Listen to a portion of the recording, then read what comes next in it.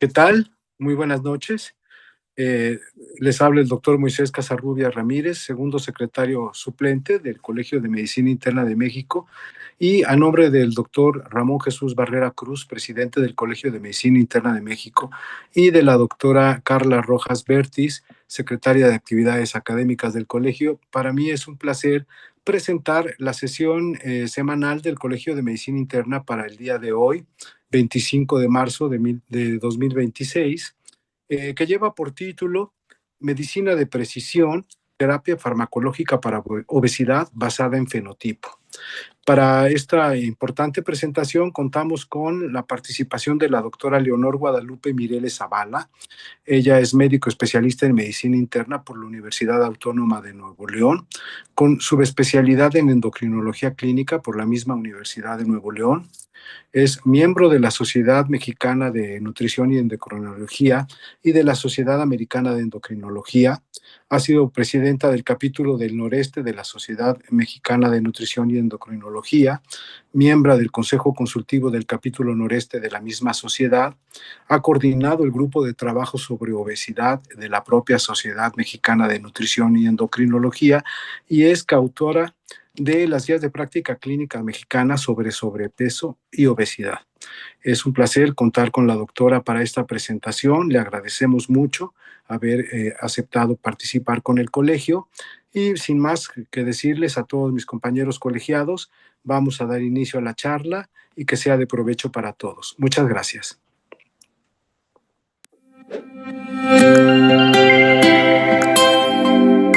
Hola, somos Fundación Renovando Historias, una institución de asistencia privada del Estado de México, sin fines de lucro, políticos ni religiosos, trabajando desde 2014 apoyando al bienestar biopsicosocial de la comunidad con nuestros 4 programas permanentes.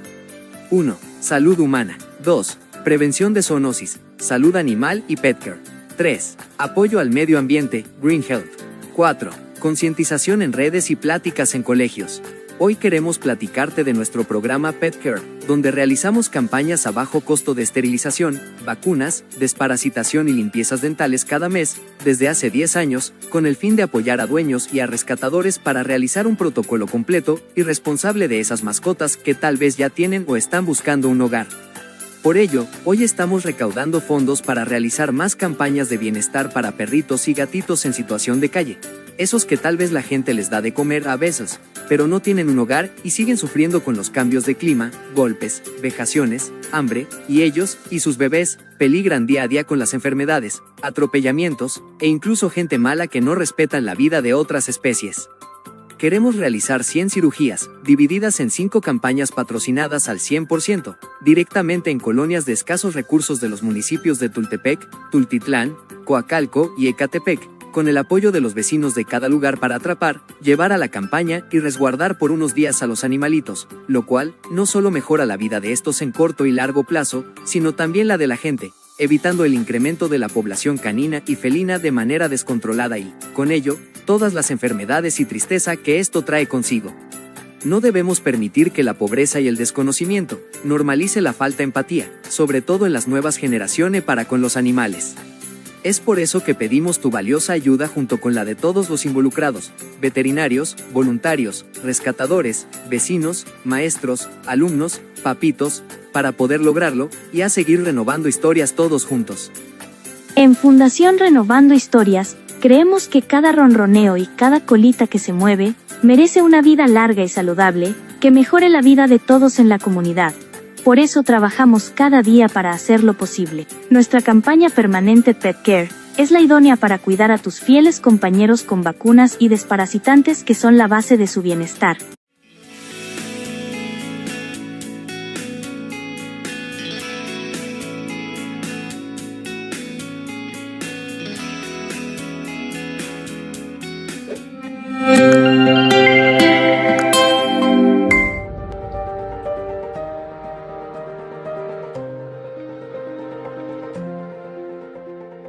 Pues hoy les voy a presentar un tema por demás interesante, que es medicina de precisión, terapia farmacológica para obesidad basada en fenotipos.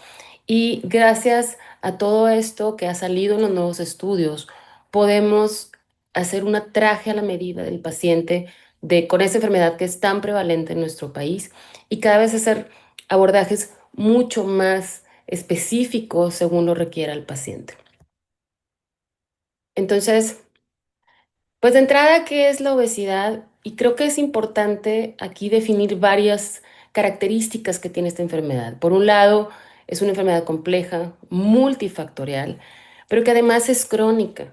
Crónica significa que tiene un control, más no tiene una cura. Y que las medidas que hagamos nos funcionan mientras las hacemos. En el momento que dejemos de hacer esas medidas, incluyendo las farmacológicas, pues se tiende a recidivar. Y como tercera característica, que es recurrente y progresiva, es decir, tendemos a recurrir a volver a ganar el peso y progresiva es donde se va complicando a través del tiempo si no hacemos nada. Desgraciadamente, fíjense cómo hay más de 650 millones de adultos en todo el mundo con esta enfermedad. Entonces es una pandemia que tenemos que tomar cartas en el asunto. ¿Cómo estamos en México? La realidad es que es preocupante. Vean cómo están divididos por colores.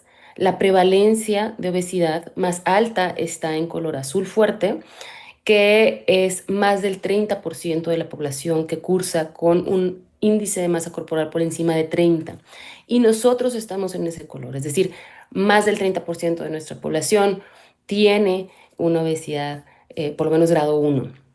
Y ya viendo específicamente los porcentajes que arrojó el ENSANUD del 2023, en donde si combinamos sobrepeso y obesidad sumado, es un 74.5%, o sea, casi entre 7 y 8 de cada 10 personas en México cursamos con sobrepeso y obesidad. Específicamente sobrepeso es un 37.4% y obesidad un 37.1%, que sumado pues este 74%. Si ya lo dividimos en si es grado 1, 2 o 3, aquí lo vemos, 24% grado 1, 9% grado 2 y 3.9% grado 3. Y fíjese este dato súper preocupante. 8 de cada 10 mexicanos tienen obesidad abdominal. Y esto declarado no de ahorita, desde el 2016, siendo esto una emergencia de salud. ¿Qué nos refleja esta obesidad abdominal? Pues que es de la grasa que está acumulada en grasa visceral y que es la metabólicamente más problemática. Estas son las guías de la ACE, de los endocrinólogos clínicos americanos. Voy a estar refiriéndome a ellas en distintos puntos de la plática, pero ellos aquí ha habido varias definiciones, seguramente lo han escuchado, pero hoy por hoy el índice de masa corporal sigue siendo la medida para establecer si hay obesidad o no y qué grado de obesidad hay. ¿Por qué? Porque finalmente es difícil contar con otros elementos en todas las partes del mundo. Entonces sigue siendo una medida útil a pesar de no ser la más ideal o la más específica, pero se sigue utilizando. Entonces vemos cómo este índice de masa corporal, para clasificarlo en sobrepeso, es 25 a 30, arriba de 30, entre 30 y 35 o 30 y 34.9, grado 1, grado 2, grado 3. Aquí lo vemos según el índice de masa corporal. Por supuesto que si tenemos acceso a una composición corporal, ya sea por impedancia, por DEXA, pues es maravilloso porque precisamente lo que nos da esta enfermedad es la adiposidad, no tanto el peso. Pero finalmente, bueno, pues si no contamos con eso, el índice de masa corporal sigue siendo hoy por hoy. Pero a este índice de masa corporal le debemos sumar sí o sí estas medidas, que es la cintura y el índice cintura-estatura. Son dos medidas muy sencillas de tomar en el consultorio y que la realidad es que efectivamente nos dan una información muy valiosa, no solamente si tenemos el peso elevado, sino dónde está acumulada esa grasa. Entonces, si tenemos la medida de la cintura, que nosotros caemos en este grupo como si fuéramos asiáticas, los hombres por arriba de 90 centímetros, las mujeres por arriba de 80 centímetros, y el índice cintura-estatura es arriba de 0.5. Entonces, ya tenemos esta información, sabemos que el paciente está en sobrepeso o está en obesidad de grado 1, 2 o 3, y combinando con esta medida, pues tenemos mucho más información. Luego viene este término de enfermedad crónica basada en adiposidad. Lo que decíamos, o sea, no es tanto el peso, es la obesidad. Y en estas guías dicen, oye, desde acá tienes que empezar a interceder. O sea, no te tienes que esperar hasta que ya tengan sobrepeso, obesidad o ya estén todos complicados. Desde que traes una genética, un ambiente, la parte psicológica, hacer una prevención primaria. Y ya en la obesidad, pues la clasifican en preclínica, clínica y donde ya está relacionada a enfermedades. Entonces, la preclínica, que será el estadio 1, totalmente dirigido a prevención. O sea, ya tenemos un paciente que identificamos con sobrepeso, obesidad, pero queremos evitar que se complique. Sin embargo, ya cuando entran en el estadio 2 o 3, ya se le llama en donde ya tiene cierto grado de complicación. En el estadio 1, perdón, en el estadio 2 es donde, por ejemplo, prediabetes, prehipertensión, o sea, todavía no es la enfermedad manifiesta, pero ya hay focos de alerta de que algo ahí definitivamente está pasando. Y en el estadio 3 es donde ya vemos, donde ya hay diabetes, donde ya hay complicaciones relacionadas como tal con la obesidad. En cada uno de estos puntos debemos de tratar de intervenir para prevenir que no se siga complicando el paciente. En este caso, en el estadio 1, pues una prevención secundaria para reducir el riesgo, o una prevención terciaria en el estadio 2 y 3, donde nos enfocamos ya a tratar las complicaciones y que éstas no se compliquen más. Y bueno, agregado a todo esto que ya en la diapositiva previa vimos toda esta parte del ABCD, que es la enfermedad crónica basada en adiposidad, porque el problema es eso justo, pero además debemos averiguar todos estos puntos, sospechar si hay algo iatrógeno por algún fármaco que nos esté llevando a ese sobrepeso, obesidad, si hay alguna enfermedad secundaria, alguna endocrinopatía que nos esté llevando a esto, algo monogénico, o si hay algún tema emocional o de estigmatización o un tema social, porque también debemos intervenir en todos estos puntos. Entonces, con esto decimos, bueno, antes era pesocéntricos, abajo los de peso, todos son iguales, a todos puedes darles algo ahí para bajar y la dieta y el ejercicio y echarle ganas. Pero ahorita sabemos que no hay un solo tipo de obesidad, hay distintos tipos de obesidades. Entonces, ya no estamos en el pesocentrismo y más bien lo que estamos haciendo es fenotipificar, identificar complicaciones y llevar a objetivos clínicos muy específicos a cada paciente. Y entonces, en este journal que se publicó en el 2025, en donde habla de esta medicina de precisión por fenotipos, nos habla que debemos de identificar cuáles son las complicaciones. Entonces, si nosotros nos referimos a complicaciones cardiorreno-metabólicas, entra en este fenotipo, porque predomina esta complicación, y estos son los que se incluyen dentro de enfermedades cardiorreno-metabólicas: enfermedad cardiovascular preestablecida, alto riesgo cardiovascular, falla cardíaca, enfermedad renal crónica, control glucémico, más o más LI. Todos esos entran dentro de las complicaciones cardiorrenometabólicas. Si son complicaciones mecánicas como osteoartrosis, apnea obstructiva del sueño, si básicamente lo que queremos en el paciente es pérdida de peso, la edad del paciente, no se trata igual un paciente en la edad pediátrica como en la edad geriátrica, y el comportamiento alimentario, atracones, comedores emocionales. Entonces, vean cómo todo esto va tomando forma. Hay poblaciones especiales, como aquellos que tienen cáncer, lipodistrofia, que sean de origen monogénico, hipotalámico, o bien mujeres que están embarazadas o con búsqueda de embarazo. Entonces, fíjense que el paciente no es solamente un índice de masa corporal, sino debemos de fenotipificar por complicaciones en dónde ubicamos mejor a este paciente y de ahí tomar decisiones. Entonces, lo primero es identificar la complicación dominante, se define un objetivo clínico y se selecciona el fármaco por grado de evidencia. Es decir, no es un tratamiento escalonado de primero le pongo el Orlistat y si con eso no funciona, entonces le agrego tal. No, realmente ves que necesita el paciente y vas dirigido conforme a esas complicaciones para darle el mejor tratamiento. Entonces, si tiene una enfermedad cardiovascular preestablecida o falla cardíaca, ¿qué hay de evidencia hasta ahorita? Recordemos que este artículo se publicó ahorita en el 2025, entonces la evidencia hasta ese momento, lo que te dice, el que tiene más evidencia y más sólida en este grupo de pacientes es semaglutide, porque me bajó el mes en un 20% y la mortalidad en 19%. Tirzepatide está en camino ese estudio, y que lo que sí tienes ahorita demostrado es que baja la hospitalización por falla cardíaca. En este grupo de pacientes evitar naltrexona, bupropión, fentermina, topiramato. Y bueno, aquí es un resumen en esta tabla interesante. Vean cómo semaglutide 2.4, lo que ya dijimos, baja el MACE en un 20%. En el estudio SELECT, tirzepatide, está en proceso este estudio, pero lo que sí se ve es que sí tiene una alta evidencia en falla cardíaca con fracción de eyección preservada. Fíjense cómo semaglutide lo ponen como moderado, o sea, sí tiene estudio que es el STEP-HFpEF, pero finalmente tiene todavía más sólida y mayor porcentaje de mejoría con tirzepatide, la parte de la falla cardíaca, pero la enfermedad cardiovascular es más con semaglutide. Liraglutide también, por supuesto, tiene el estudio líder, etcétera, donde también hay un beneficio, pero ya en menor grado. Entonces, por eso ponemos como en el top semaglutide en este grupo de pacientes y de ahí tirzepatide, que está en proceso, pues este estudio. ¿Qué pasa con la enfermedad renal crónica? Lo mismo, quien tiene más evidencia es semaglutide, donde baja la progresión renal hasta en un 22%. Y bueno, hay datos indirectos en diferentes estudios en donde tirzepatide va teniendo buenos resultados.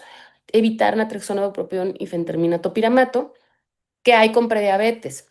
Prediabetes sabemos que el principal desenlace es evitar que brinque diabetes y regrese a la normal glucemia. Entonces vemos cómo tirzepatide tiene muy buen efecto en este punto y disminuye la progresión de la diabetes hasta en un 94% de los pacientes.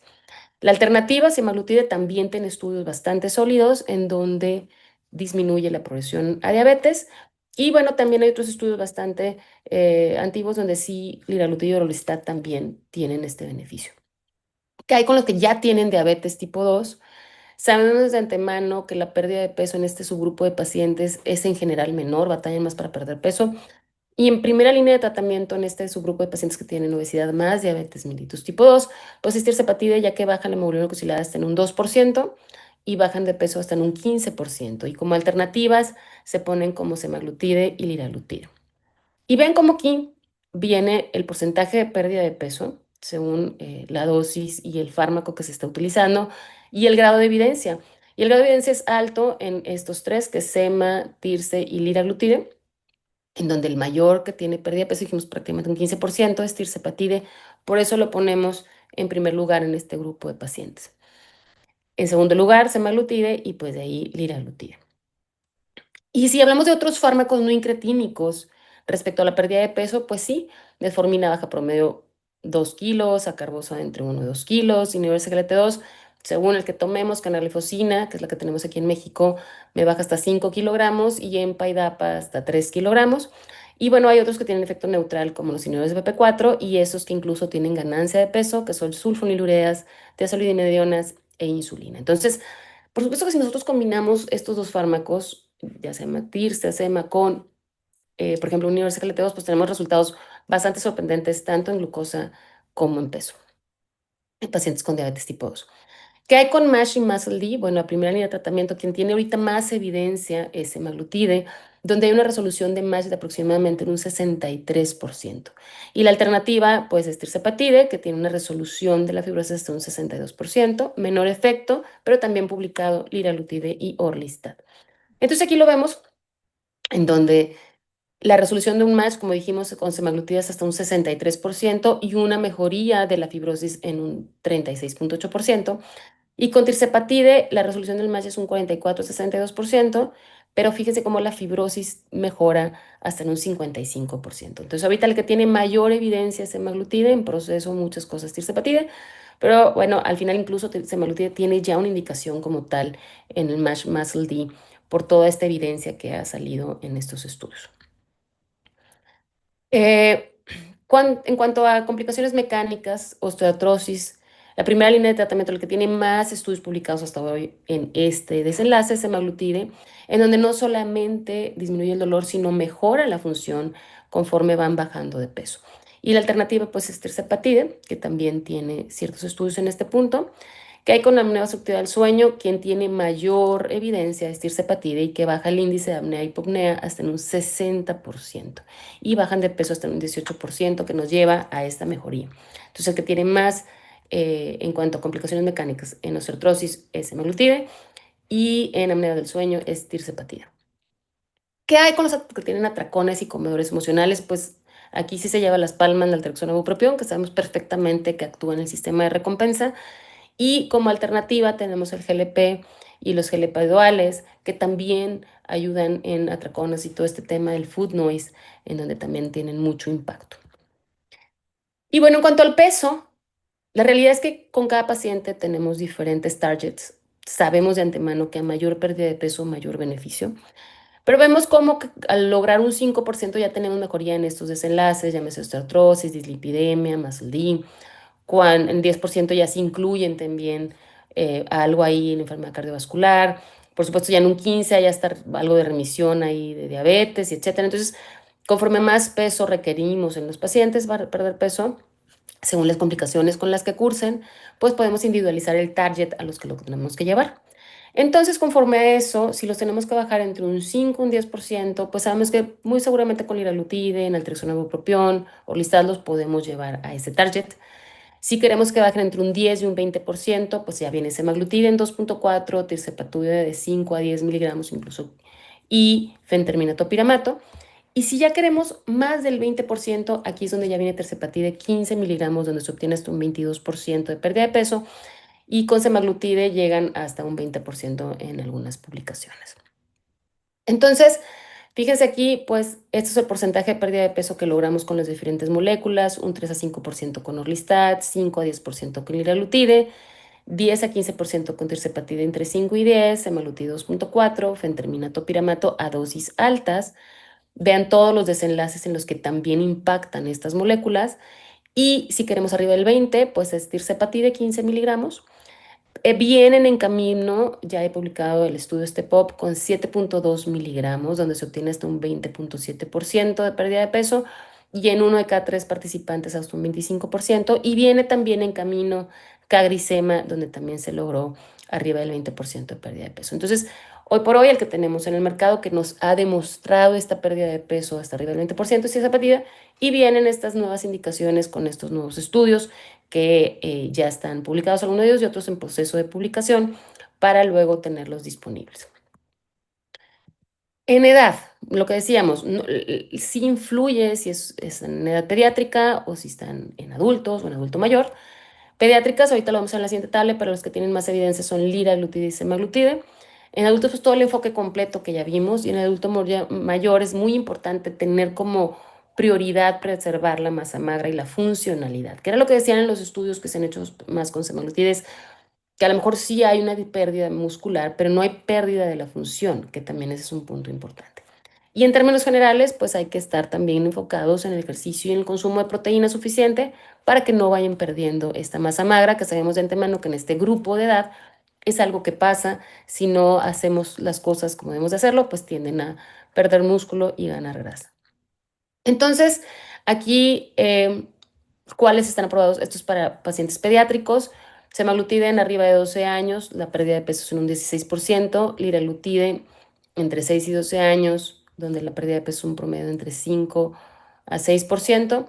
Fentermina y topiramato arriba de 12 años, donde pueden perder hasta un 10%. Orlistat arriba de 12 años, entre un 3 a 5%.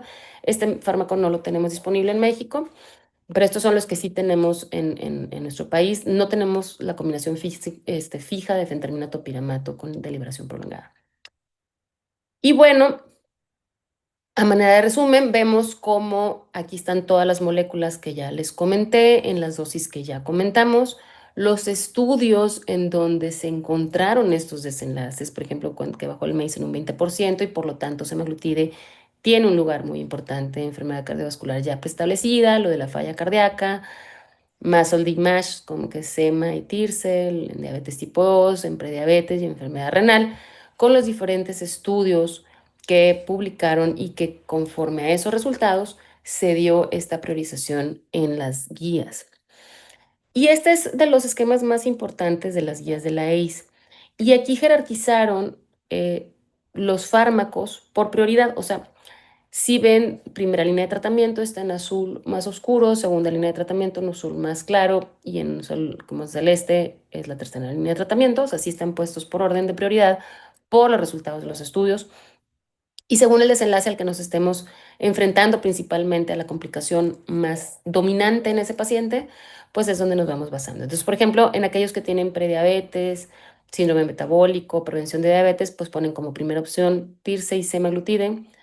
Segunda opción, liraglutide y fentermina topiramato. Y por último, Orlistat. En la diabetes tipo 2 es muy parecido, como lo pueden ver, pero aquí meten naltrexona, bupropión, también junto con el Orlistat. Si nos vamos a la prevención del MACE, como ya dijimos, semaglutide pues es el que tiene mayor evidencia. En cuanto a disminución de presión arterial, aquí viene tirzepatide, semaglutide y fentermina topiramato. Y por último, liraglutide y Orlistat. En enfermedad renal crónica ya dijimos semaglutide y tirzepatide. O sea, aun cuando vengan en el mismo cuadrito, vienen en orden de sugerencia. En falla cardíaca, semaglutide y tirzepatide. En el MASH, semaglutide y tirzepatide. Y en las complicaciones biomecánicas como esteratosis está semaglutide, que es el que dijimos que tiene mayor evidencia. Y en la unión obstructiva del sueño, quien tiene mayor evidencia es tirzepatide y algo también con fentermina topiramato. Entonces, aquí es como un resumen de cómo están sugiriendo el que debemos utilizar una vez que tengamos identificado el fenotipo del paciente según la complicación que tenga, pues cuál va primero y cuál va después, ¿no? Dentro de las opciones terapéuticas con las que contamos. Y bueno, no me voy a tener mucho por fines de tiempo en esto, pero esta tabla se las quise poner para que sepan que están también dentro de las guías de la ACE, en donde van describiendo fármaco por fármaco en azul, que es preferido, en gris, donde hay datos insuficientes, en amarillo, donde hay que monitorear ciertos puntos, y en naranja, donde definitivamente están contraindicados. Entonces vale la pena que se den a la tarea de analizar esta tabla, pero sí vemos como pues los que traen ahorita más puntos en azules, sobre todo en diabetes, en enfermedades cardiovasculares, más y demás, pues son liraglutide, semaglutide, tirzepatide, a los análogos de GLP. Eh, y pues en amarillo pues hay que monitorear diferentes puntos, sobre todo por ejemplo en estos grupos de medicamentos, la colelitiasis, en los análogos de GLP, y ver la parte de depresión, que aunque no haya algo publicado que diga que es algo preocupante, pero finalmente hay que estarlo monitoreando. Eh, y bueno, pues vean cómo en naranja, en los diferentes fármacos, por ejemplo, en fentermina, pues si está en una hipertensión descontrolada, está contraindicado, o enfermedad cardiovascular preestablecida, o falla hepática severa. Lo mismo en el testosterona, si tenemos una hipertensión descontrolada, pues hay que evitarlo. En el caso del orlistat, pues están contraindicados si hay litiasis urinaria de piedras de oxalato de calcio. Y la fentermina topiramato, pues lo mismo, pero más bien son litos de fosfato, también donde hay una contraindicación. Entonces, vale la pena que se den una sumergida en esta tabla para que puedan tener como el panorama completo de dónde están en azul, en dónde en amarillo, etcétera, y lo que se tiene que estar monitoreando en cada uno de estos fármacos. Este es un mega resumen de todo lo que ya les comenté. Y vean lo que decía, o sea, se dividen, por un lado, pues definitivamente hay que descartar todo lo que dijimos, enfermedades, alguna endocrinopatía, etcétera, y todos deben de tener actividad física y cambios en el estilo de vida, eso va de cajón. Y ahora sí, basado en las complicaciones y el fenotipo del paciente, lo que decíamos, los que tienen enfermedad cardiorrenometabólica, las complicaciones mecánicas, las que te vas a enfocar principalmente en la pérdida de peso, la edad, el comportamiento alimentario y poblaciones especiales que ya dijimos. Y entonces aquí ya es un resumen, no me voy a meter a cada uno de estos puntos, pero dense enclavado y vean cómo pues es un resumen de lo que ya les comenté en las diapositivas previas. Y finalmente, también viene este esquema que me pareció muy interesante de cómo también por edad, vamos, aquí se cortó un poquito esta imagen, pero por edad vamos viendo según las complicaciones y conforme las complicaciones cardiorrenometabólicas, mecánicas y pérdida de peso y emoción van teniendo primer, segundo, tercer lugar y contraindicaciones. Por ejemplo, en los que tienen diabetes tipo 2 pues lo que decíamos, tirzepatide, semaglutide, etcétera. Y pues ya no pensar tanto en sulfonilurea, TZDs, porque sabemos que tiene una ganancia de peso. Y así nos vamos grupo por grupo, enfermedad cardiovascular, ya dijimos SEMA, tirzepatide, lo de la falla cardíaca, lo más el y lo que pusieron aquí fue un esquema como mucho más amigable, a lo mejor que todo aquel cuadro con 1000 colores, pero es un resumen, fíjense como en ovario poliquístico, tenemos con liraglutide, porque es donde hay más evidencia, metformina, por supuesto, en el apnea obstructiva del sueño, lo que ya dijimos, tirzepatide en primer lugar, los osteoartrosis, entonces como que es un esquema sencillo, si nos queremos ir directamente a tal enfermedad, bueno, pues aquí en esta tabla o en este esquema está más fácil, porque está más fácil de localizar, y lo mismo si tenemos el comedor emocional, pues naltrexona, bupropión, y así nos vamos. Entonces, y pues por edad también ver qué tanto se van complicando, ¿no? A través del tiempo y cuáles sí pueden utilizar en los diferentes grupos de edad. Entonces, ¿qué mensajes tenemos para llevar a casa? Pues primero que nada que la obesidad, como ya dijimos, es una enfermedad heterogénea que requiere un tratamiento personalizado, que definitivamente los análogos de GLP y GLP-HIP vinieron a cambiar el curso de esta enfermedad. Tratar por objetivo individualizado, por fenotipos, no solamente por peso o índice de masa corporal. Y la meta es reducir eventos y mejorar comorbilidades y no solo el peso. Entonces, siempre recordemos esto, hay que fenotipificarlos, encontrar las complicaciones, ver cuál es el fármaco que mejor nos va a nuestro paciente según la evidencia que tenemos a la actualidad. Y pues eso sería todo por mi parte. Muchas gracias.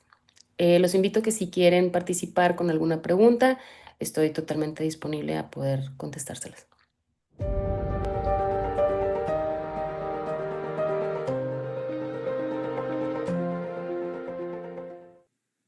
Buenas noches.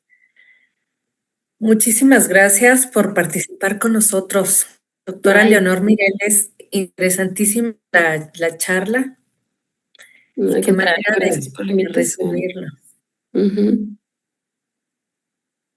Sí, mira, tenemos en este momento, muchas gracias a la audiencia, tenemos 782 compañeros ahorita conectados. Bastantes. Sí,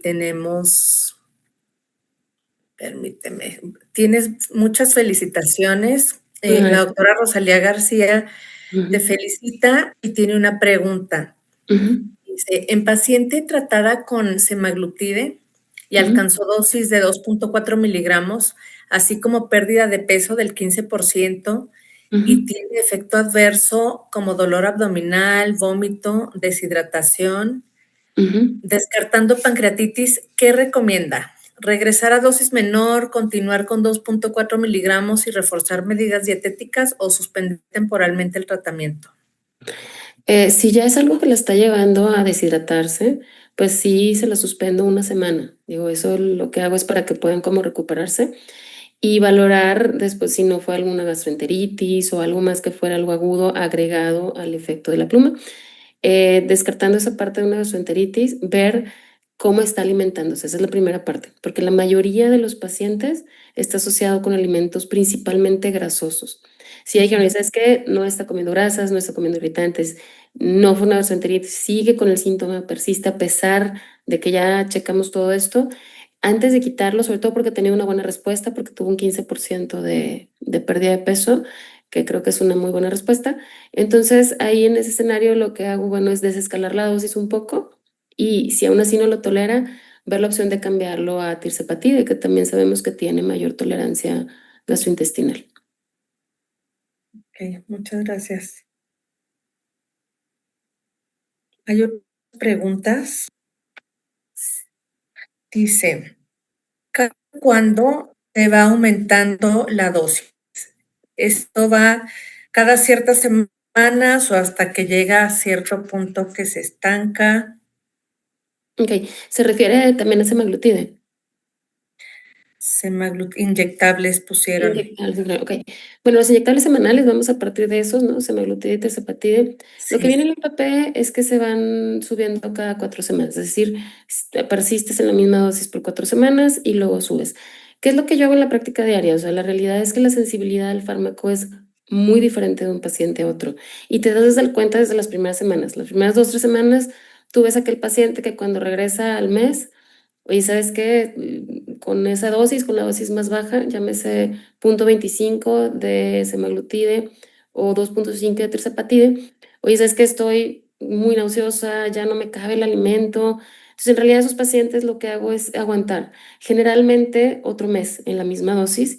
Y es muy frecuente que conforme vamos subiendo la dosis de forma más lenta y progresiva, lo empiezan a tolerar mucho mejor y sigo a través del tiempo subiéndoselos de forma más lenta hasta llegar a la dosis que requieran para llegar al peso meta, que pues el peso meta ya sabemos que en general lo calculamos en un 10-15% de pérdida de peso basal. sí, gracias. Mira, Mauricio Octavo Briceño te felicita por la ponencia y pregunta, en pacientes mayores de 65 años, ¿cuál podría ser el esquema ascendente de semaglutide y tirzepatide para minimizar efectos secundarios en esta población? De hecho, en esta población de los dos GLPs, el que tiene un poco más de evidencia es semaglutide. Tirzepatide pues un poco más nuevo, están corriéndose eso, pero ambos podemos decir que son pues seguros en esta población. Esta población lo que tenemos que ser como muy cautelosos es en la parte de que no se nos vayan a deshidratar y o que no pierdan tampoco tanta masa muscular, porque finalmente sabemos que son pacientes que tienden a la sarcopenia. Entonces, no está escrito un esquema aparte para ellos, a mi saber. Sin embargo, en ese tipo de pacientes sí me voy mucho más despacio. O sea, lo mismo, les voy titulando de tal forma a ver que realmente lo toleren. A lo mejor me voy con la primera dosis 2, 3 meses. Si veo que la paciente lo tolera bien o el paciente lo tolera bien, entonces ya escalo la siguiente dosis. Digo, no hay un esquema en este grupo de pacientes.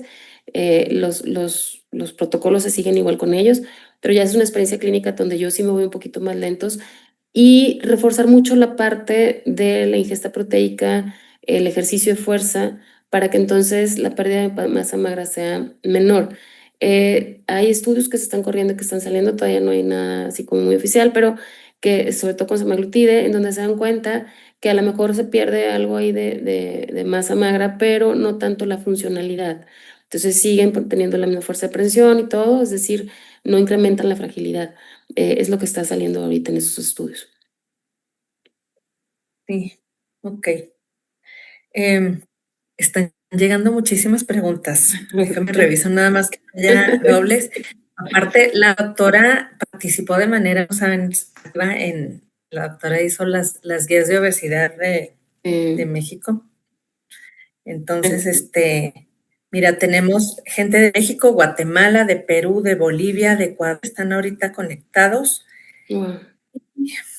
Te pregunta de redes, buenas noches, ¿cuánto tiempo deberían usarse estos medicamentos? Y también si nos podría hablar del efecto rebote en cada uno de ellos, gracias. ¿El efecto qué, perdón?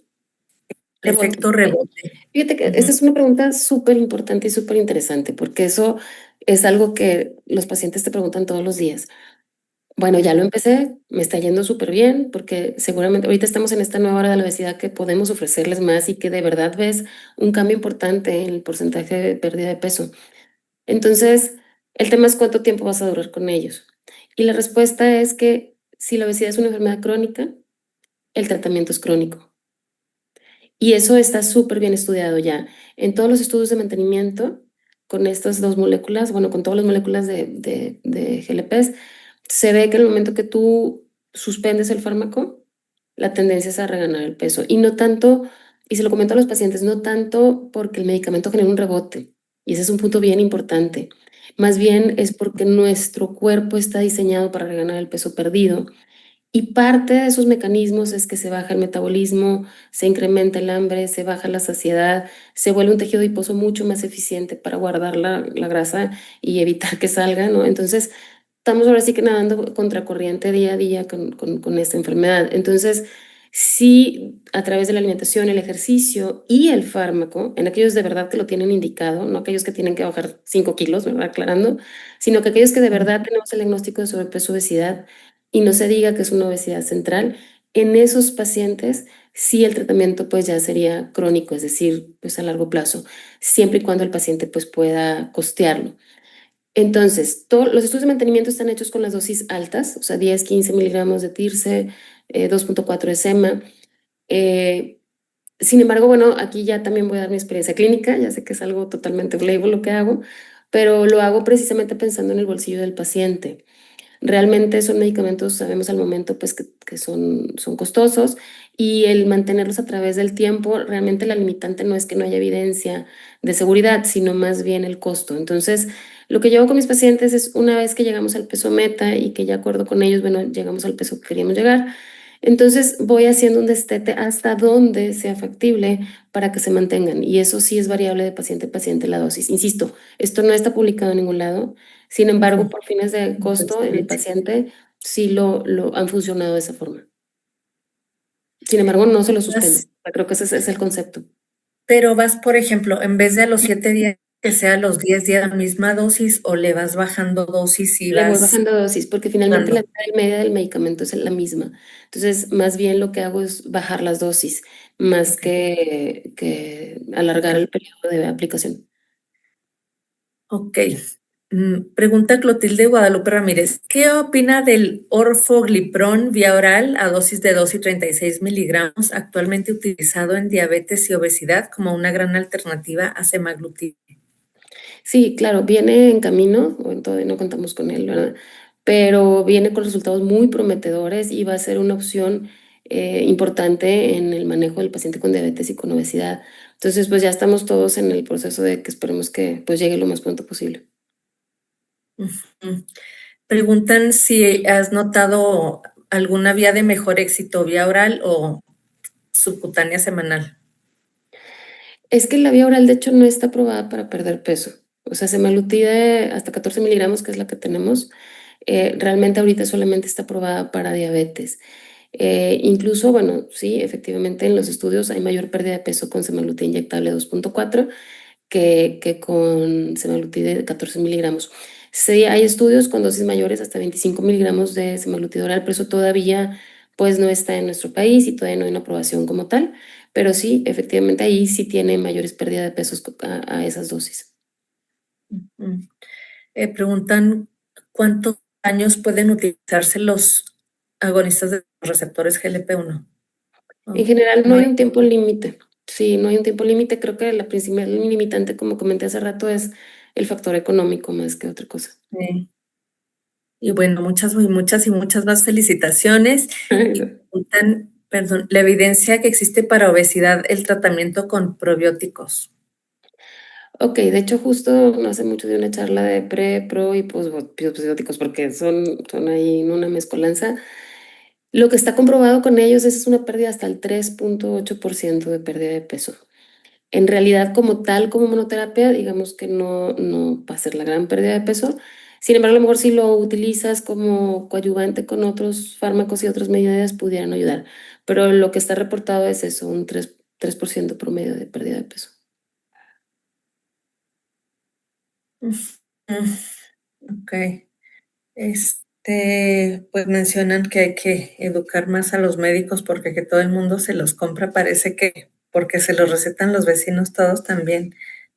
Eh, pre- Te felicitan y preguntan si hay una cantidad de proteína estudiada que se debe indicar al momento que se En realidad, aplica. se tiene que individualizar y yo creo que eso sí es bien importante. Ahí me apoyo con la nutrióloga para poder, pues, generar lo que requiere ese paciente en particular, porque es muy diferente a alguien que a lo mejor haga cierto ejercicio y espera hacer cierto músculo que aquel que está en sarcopenia, etcétera. O sea, sí se tiene que individualizar eso y luego ya me apoyo directamente con la nutrióloga.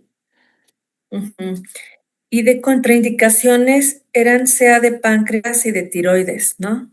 Sí, fíjate que justo, digamos que el CA de tiroides que está reportado es el CA medular de tiroides, específicamente con GLPs. Hasta ahorita no ha habido reportes, a mi saber, en humanos, básicamente ha sido en ratones. Y si recordamos, el CA medular de tiroides es un cáncer muy raro, o sea, de hecho es rarísimo verlo, el más frecuente es el papilar y el folicular y que se transmite a través de las generaciones, o sea, el papá, el abuelo, el tío, ¿no?